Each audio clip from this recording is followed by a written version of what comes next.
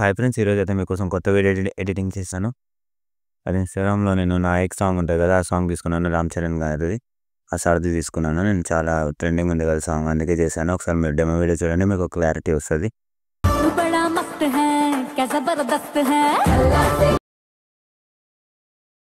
నువ్వు నా దోస్త్ है ఫ్రెండ్స్, ఇప్పుడు మీరు డెమో వీడియో చూసారు కదా! డెమో వీడియో మీకు కాపీరైట్ వల్ల నేను మ్యూట్‌లో పెట్టాను. ఒకసారి మీరు నా ఇన్‌స్టాగ్రామ్‌లోకి వెళ్ళి చూసి రండి. ఇలా మీకు అర్థమవుతది ఫుల్ వీడియో. ఎందుకంటే మీకు క్లారిటీ అర్థం కాకపోతే, మీరు ఇంట్రెస్ట్ ఉంటే డెఫినెట్‌గా చేసుకోండి ఫ్రెండ్స్. ఎందుకంటే చాలా బాగుంది కాబట్టి.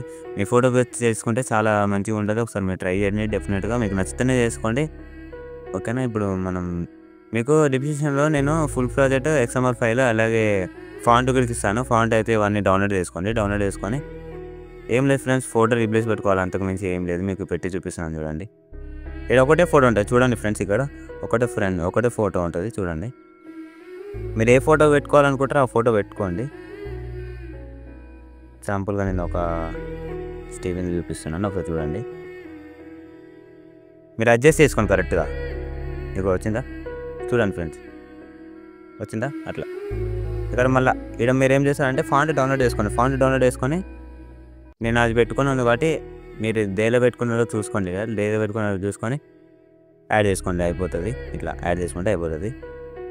ఫాంట్ అయితే యాడ్ చేసుకోండి ఫ్రెండ్స్, డెఫినెట్గా చాలా బాగుంటుంది ఫాంట్ మీ దగ్గర ఉంటే ఓకే, లేకపోతే డౌన్లోడ్ చేసుకొని యాడ్ చేసుకోండి. ఇక్కడ కూడా చూడండి, ఇక్కడ ఫోటో ఉందా చూడండి ఫ్రెండ్స్. ఈ ఫోటో కూడా రిప్లేస్ అయితే పెట్టుకోండి. చూడండి, పెట్టి చూపిస్తాను నేను.